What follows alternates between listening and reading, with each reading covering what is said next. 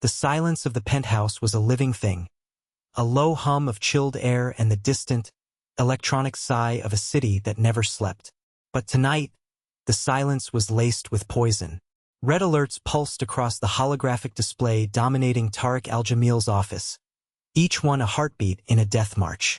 The Odyssey algorithm, the logistical brain of his $200 billion global empire, was hemorrhaging money. Data streams bled into one another, creating a cascade of phantom shipments and routing errors that, by sunrise, would represent a catastrophic, irreversible loss. On the screen, the faces of his top engineers were pale, their voices tight with the metallic strain of failure. They had been at it for 7 hours. They had found nothing. Tariq stood before the display, his white thobe immaculate, a stark contrast to the chaos unfolding in the code. His expression was a mask of disciplined calm, but his grip on the tablet in his hand was tight enough to crack the glass. He had built his empire on precision, on seeing the patterns others missed. Now, that very empire was being undone by a ghost in its own machine. It was then that a softer sound entered the room, a sound so out of place it was almost violent in its gentleness. The quiet squeak of a janitor's cart. Claire Evans, the American girl from the night shift cleaning crew, slipped into the office. She moved with a practiced invisibility, her head down, her focus on the simple, tangible task of emptying the wastebasket. She was a whisper in a room of thunder, her dark blue uniform a shadow against the gleaming marble and chrome. As she passed the massive, glowing hologram, she faltered. Just for a second. Her feet stopped, her gaze lifting to the river of corrupted code. Her brow furrowed in a flicker of concentration so profound it was like a light being switched on in a dark room. Tariq, turning away from the useless video conference in disgust, saw it. He saw the shift. He saw the moment a cleaner stopped cleaning and started analyzing. She murmured something to herself, a wisp of sound lost in the panicked chatter of his team. "It's not a breach," she whispered. "It's an echo." He ended the call without a word, plunging the room into a heavy, expectant quiet. The red lights still pulsed. He turned his full attention to the girl, who now looked terrified, as if caught stealing. "What did you say?"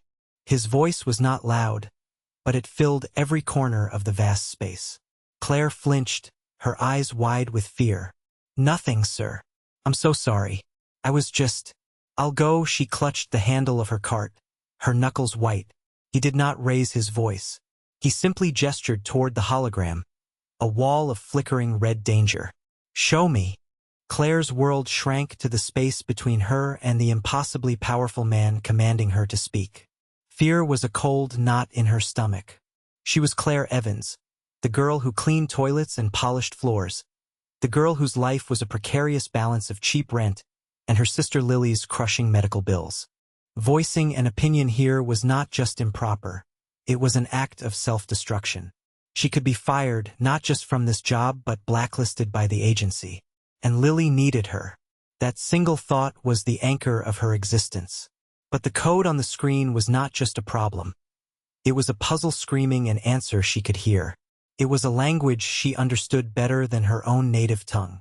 Hesitantly, she took a step forward, then another, drawn by the irresistible pull of a problem demanding a solution. Her worn, rubber-soled shoes were silent on the marble. "Sir, I shouldn't," she began, her voice barely a whisper. Tariq's gaze never wavered. It was intense, perceptive, and stripped of all judgment. He was not looking at her uniform or her station. He was looking at her mind, waiting for it to reveal itself. "Show me," he repeated, his tone leaving no room for refusal. It was not a threat, but a calm, certain invitation. She let go of her cart and approached the holographic interface. Her hand trembled as she raised it, her fingers hovering over the shimmering lines of data. She pointed to a specific module, a nested function deep within the algorithm's core. "The error isn't in the input data," she explained, her voice gaining a quiet confidence as she spoke the truth of the system. "It's here, the recursive function. It's designed to self-correct for minor deviations, but the termination condition is flawed. So instead of correcting, It's creating a phantom duplicate of the original deviation and trying to correct that, too.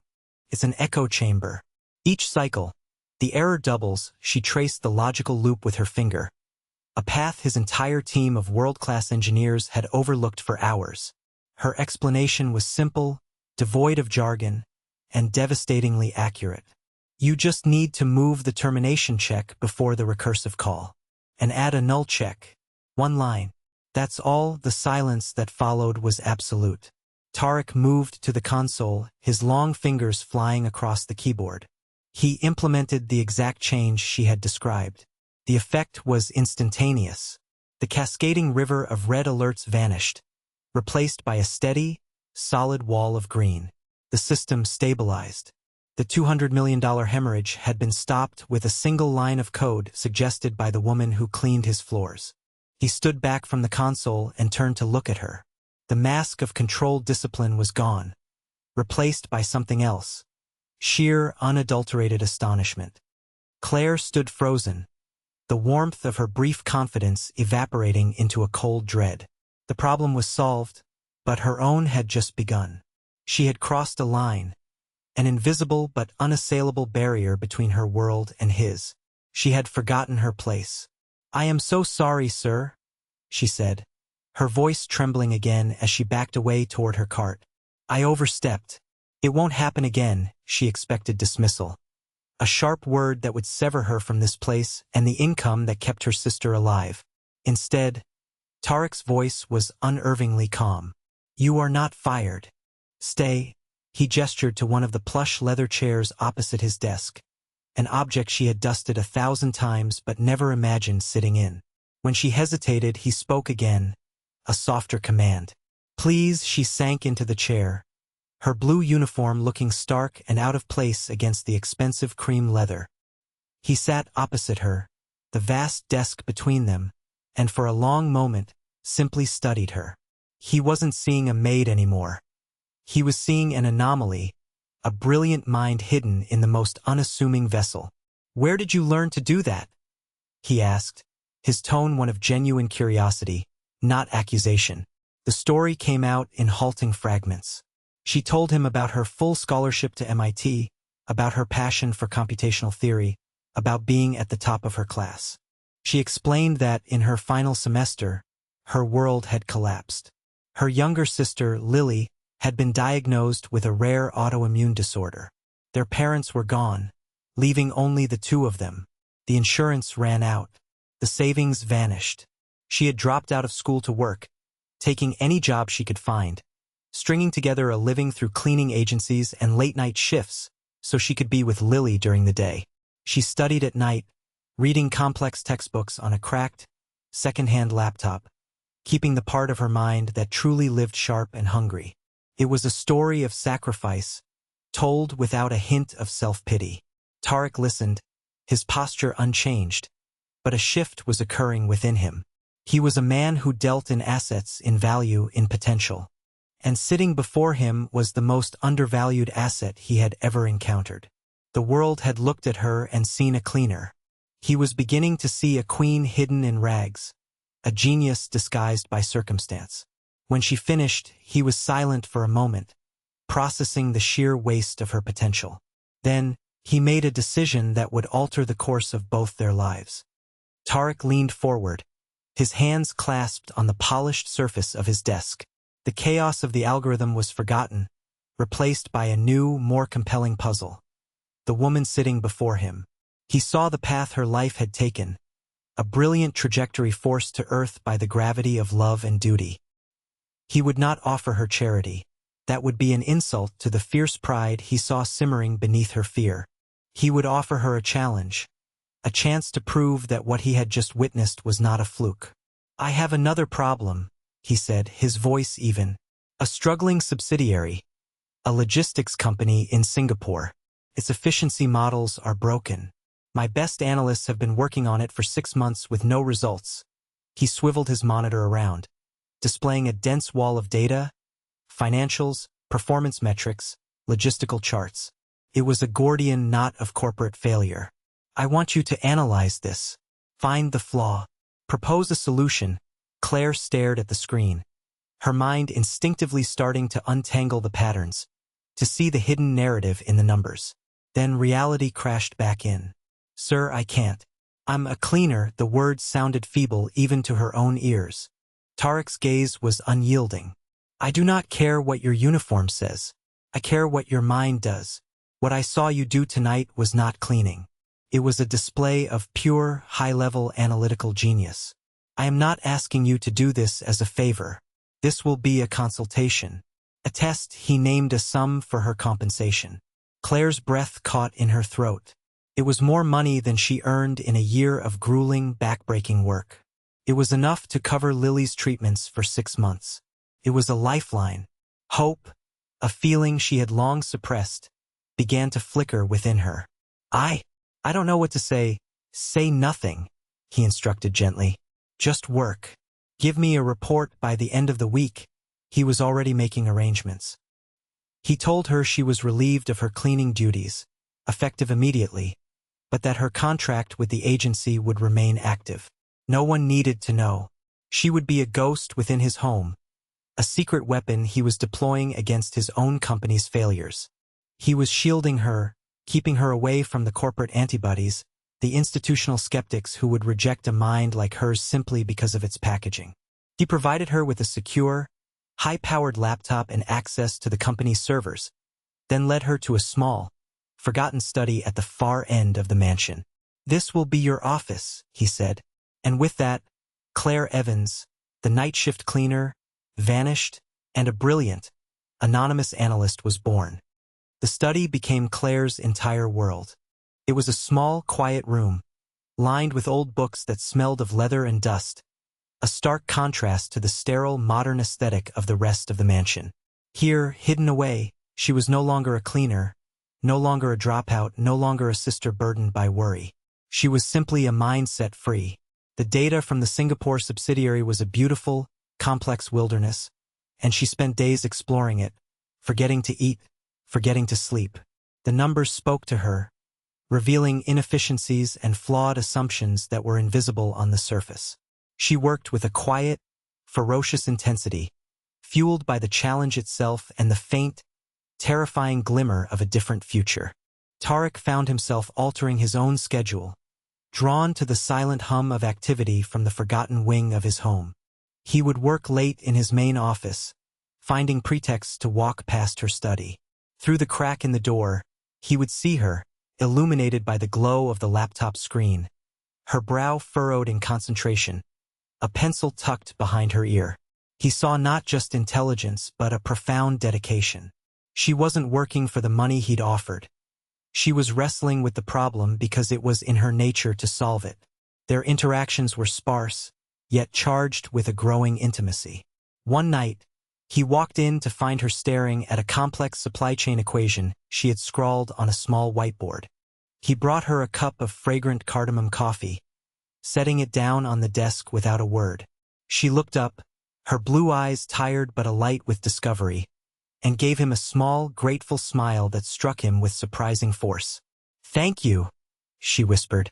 He merely nodded, but lingered for a moment, watching her turn back to the board. In the mornings, he would find small, handwritten notes on his desk. They were not formal reports, but elegant, concise updates on her progress, her insights presented with a clarity that was breathtaking. He began to look forward to them, these quiet messages from his ghost analyst. Late one evening, he found her slumped in the chair, fast asleep, her head resting on a stack of printouts. The room was cool. On impulse, he retrieved a soft, gray cashmere blanket from a nearby room and gently draped it over her shoulders. It was a simple, protective gesture, one he didn't analyze until he was back in his own office. He realized his fascination was evolving. It was no longer just about her intellect. It was about her resilience, her humility, the quiet grace that defined her every action. On the third day, an email arrived. It contained a single attachment, her report. She had finished in less than half the allotted time. He opened it and his breath caught. It was not just a solution. It was a masterpiece. She had not only identified the core problem but had completely re-engineered the subsidiary's entire operational model. complete with predictive analytics that projected a staggering 300% increase in profitability. It was brilliant, audacious, and perfect. Tariq convened a video conference with the board of the Singaporean subsidiary the next morning. He presented Claire's strategy as the findings of an anonymous external consultant. He watched their faces on the screen as he walked them through the report. Their initial skepticism melted away, replaced by open-mouthed astonishment. They were seasoned executives, men who had built careers on spotting value, and they knew instantly that they were looking at the work of a rare genius. "Tariq, this is revolutionary," the chairman said, his voice filled with awe. "This consultant, we must retain them." At any cost, Tariq felt a quiet surge of satisfaction. The world, when blind to prejudice, could recognize brilliance. He ended the call and went to find Claire. She was in the study, tidying up, preparing to resume a life she now realized she might not have to return to. He told her of the board's reaction. A bright, genuine smile lit up her face, a rare and beautiful sight. "I'm just glad it was helpful," she said, her humility as profound as her intellect. Her lack of ego was yet another facet of her that he found himself admiring. He found his gaze lingering on her, and decided to push past the boundaries of their professional arrangement. "Tell me about your sister," he asked gently. "Lily," she hesitated. Then the words came, a quiet admission of the fear that was her constant companion. She spoke of Lily's courage, of the painful treatments, of the doctors who were running out of options. She described the crushing weight of knowing that the one person she loved most in the world was fighting a battle that money, or the lack of it, could decide. Tariq listened, his heart stirred by a deep, protective instinct. While she spoke, he was already composing an email in his mind. He knew the world's leading specialist in that specific field of immunology. After their conversation, he made the call. He didn't tell Claire what he was doing. He arranged for Lily's entire medical history to be sent to the specialist in Switzerland for a private review. It was an act of quiet, decisive care, a gesture that spoke more than words ever could. He returned to the study later that day and gave her a new task, a far more complex challenge involving predictive analysis for his primary holding company. He handed her the data tablet. This time, there was no pretense of a test. His trust in her was absolute. And as she took it from him, her fingers brushing his, she felt a profound sense of security. He believed in her. In a world that had rendered her invisible, this one man saw her with perfect clarity. A silent partnership had been forged, built not on contracts, but on mutual respect and a growing, unspoken tenderness. The strategy Claire developed over the next 2 weeks was not just an improvement. It was a paradigm shift.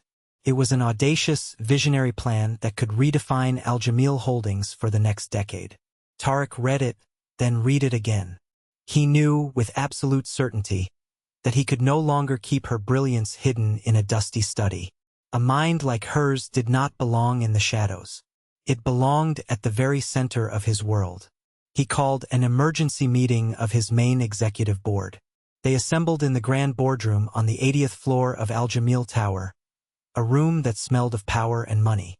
They were titans of industry, men in sharp suits who moved markets with a single phone call, and they were the gatekeepers, the ultimate institutional skeptics. Tariq stood before them, the city of Dubai sprawling beneath them like a circuit board. He laid out the core tenets of the new strategy, withholding its origin. The room buzzed with a mixture of excitement and suspicion. The plan was undeniably brilliant, but its source was a mystery. "This is a bold vision, Tariq," said Faisal, his senior vice president and a man known for his sharp, cynical mind. "But who is the architect? This doesn't sound like our internal team." Tariq let the question hang in the air. A deliberate, dramatic pause. "The architect," he said, his voice resonating with quiet authority, "is here." He gave a slight nod to his assistant standing by the door. The heavy oak doors swung open, and Claire walked in. He had instructed his personal shopper to find her something appropriate, and she wore a simple but exquisitely tailored navy blue dress. She looked elegant, professional, and utterly terrified. A wave of confusion rippled through the room, followed by dawning, incredulous recognition. They knew her. She was the help, the invisible woman who served coffee during their late-night sessions at his mansion. Faisal let out a short, derisive laugh. Tariq, what is this? Some kind of joke? The sentiment was echoed in the condescending smirks and dismissive glances around the table. Tariq's expression hardened, his voice dropping to a tone as cold and sharp as cut glass. 3 weeks ago, this company was seconds from a $200 million loss. That woman, he said, pointing directly at Claire, stopped it. She then created the turnaround strategy for our Singaporean subsidiary that you all hailed as a work of genius last week. The plan you have in front of you is hers. If you have questions about its brilliance, I suggest you direct them to her.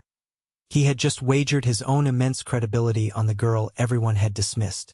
The room fell into a stunned, absolute silence. All eyes in the boardroom fixed on Claire. The air was thick with hostility and disbelief. For a moment, she felt the old fear rise, the instinct to shrink, to apologize, to disappear. But then she looked at Tariq. He stood tall, his faith in her an unshakable shield. He had given her the stage, and she would not let him down. She took a deep breath and walked to the front of the room. She didn't begin with an introduction or an apology for her presence. She began with the data. Her voice, though soft, was clear and steady. She spoke of market volatility, of predictive modeling, of logistical integration. The fear that had gripped her moments before dissolved, burned away by the pure, white-hot certainty of her own competence. She moved through the presentation with an effortless grace, transforming complex algorithms into simple, compelling language. She was no longer a cleaner in a borrowed dress. She was a master architect explaining the intricate design of a cathedral. The executives, who had been preparing to tear her apart, found themselves leaning forward, captivated. They began to ask questions, sharp and probing, designed to trip her up. Faisal, the lead skeptic, was the most aggressive. Your projections for the South American market are optimistic to the point of fantasy. Ms. Evans. Claire met his gaze directly. They're not optimistic, she replied calmly. They're based on a multivariate analysis of shipping lane saturation and emerging consumer behavior that current models overlook. If you look at slide 27, you'll see the raw data. She clicked the remote. The data appeared irrefutable and elegant. Faisal stared at the screen, his mouth slightly agape. He had no response. One by one, she answered their challenges, not with defensiveness, but with irrefutable logic and a depth of understanding that left them speechless. The scorn in their eyes slowly transformed into respect, and then into something approaching awe. When she finished, the boardroom was silent.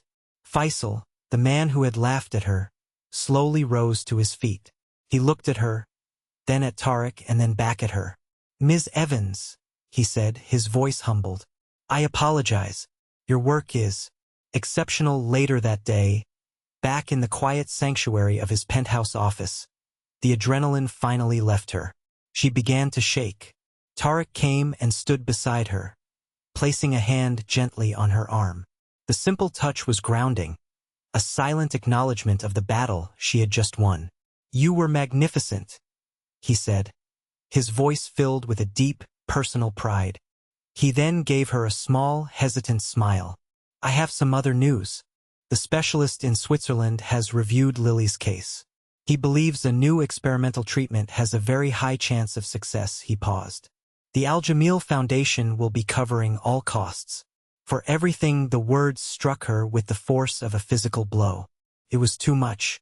The validation, the victory, the sudden, earth-shattering relief for her sister. Claire covered her face with her hands and began to cry, not from sorrow, but from a profound, overwhelming wave of gratitude. He had not just given her a career, he had given her back her sister's future. The next morning, an official memo was circulated throughout the global network of Al Jamil Holdings. It announced the creation of a new C-suite position, Chief Strategy Analyst. The role, reporting directly to the CEO, had been awarded to Ms. Claire Evans. Her photograph, a professional headshot taken just the day before, was attached. Her previous life as a cleaner was erased in an instant, replaced by a new, powerful identity.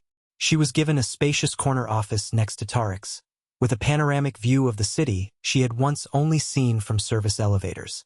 A team of analysts, the same people who would have ignored her a week ago, were now assigned to her. The transition was dizzying, a surreal leap across a social and professional chasm. Faisal and the other executives who had once scoffed at her now sought her out, their deference almost comical. They treated her with a reverence reserved for oracles. Claire, however, handled her newfound authority with the same quiet humility that had defined her from the beginning. She was kind to her team, listened to every opinion, and valued collaboration. Her grace, as much as her brilliance, began to win the hearts and minds of the entire organization. Tarek watched her transformation with a growing sense of wonder. He had opened the door, but she was the one who had soared through it. He became her mentor, guiding her through the complex political landscape of the corporate world, protecting her from the subtle resentments and jealousies that her meteoric rise had inevitably created. Their late nights in the office continued, but the dynamic had shifted. They were no longer the billionaire and the hidden analyst. They were partners. The conversations drifted from market projections to more personal territories. They talked about the books they loved, the places they dreamed of seeing, the quiet burdens they carried. He learned of her love for classic literature. She discovered his passion for ancient astronomy. In these quiet moments, sharing takeout food over spreadsheets, he saw the full spectrum of the woman she was, not just a genius, but a person of profound kindness, deep empathy, and unwavering strength. His admiration, already boundless, began to deepen into something warmer, something more personal. He realized, with a startling clarity that rivaled her own analytical insights, that he was falling in love with the woman who had been there all along, hidden in plain sight. Months melted into a year of unprecedented success for Al Jamil Holdings. The annual gala, held in a spectacular ballroom overlooking the Arabian Gulf, was a celebration of a record-breaking fiscal year, a triumph engineered entirely by Claire's visionary strategies. The room was a glittering sea of Dubai's elite, but tonight, Claire was not an outsider. She moved through the crowd in a gown of midnight blue silk that shimmered under the crystal chandeliers, greeting executives and dignitaries with a quiet, earned confidence. She was no longer invisible. She was the gravitational center of the room. Tarek watched her from across the hall, his heart swelling with a pride that was intensely personal. He saw the woman who had solved the unsolvable, who had faced down a room of hostile skeptics, who had saved his company and, in the process, had captured his heart. He found her later on a secluded balcony, the warm desert breeze gently stirring her blonde hair. The city skyline glittered before them, a testament to ambition and dreams. He stood beside her, the formal white of his thobe and gutra a stark, elegant contrast to the night. "Do you remember that first night?" he asked, his voice a low murmur against the distant music. "In my office, with the red lights flashing, a small, nostalgic smile touched her lips. I was terrified. I was sure you were going to have me thrown out. I wasn't seeing a cleaner who had overstepped," he corrected her softly. "I was seeing the future. My company's future." He paused, turning to face her fully, his gaze serious and tender.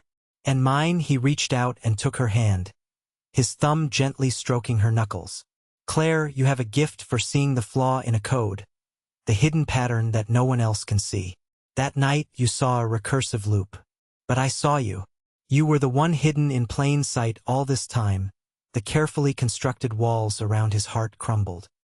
He spoke of his admiration for her mind, but more, for her spirit, her resilience, her unwavering kindness.